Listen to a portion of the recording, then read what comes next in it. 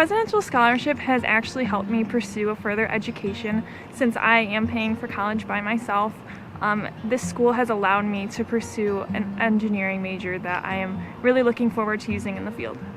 I am involved in 3 RSOs, registered student organizations, one of which being Honor Corps, which I am actually the president of. It's the RSO associated with the honors program that gives students the opportunities for service events, fundraising, and just meeting like-minded people. I'm also in Forever Red, where I'm the vice president of Enhance. This pillar in our organization works towards raising money for student scholarships, and I'm also in Society of Women Engineers, who promotes women in STEM fields.